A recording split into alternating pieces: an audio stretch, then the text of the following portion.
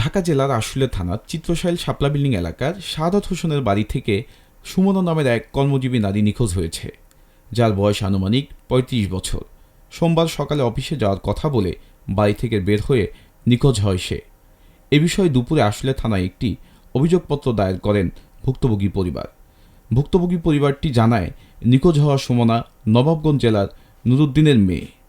সে দীর্ঘদিন ধরে আশুলিয়া এলাকায় স্বামী ও 2 সন্তান নিয়ে বসবাস করে আসছিল। সকালবেলা মেয়ে অফিসে গেছে আর ফিরে নাই, ছোট ছোট 2টা বাচ্চা রেখে। অনেক কই গেছে মেয়ে, খুঁজে পাচ্ছি না। সকালে অফিসে চলে গেছে, আর তো আর ফিরে আসে না এখনো।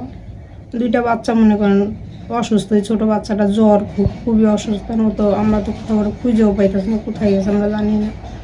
কেন আপনারা দয়া করে খুঁজে দেওয়ার ব্যবস্থা করেন। কীভাবে ও ফালাইতে চলে গেল, কোথায় গেল আমি ভাবতে পারতেছি না।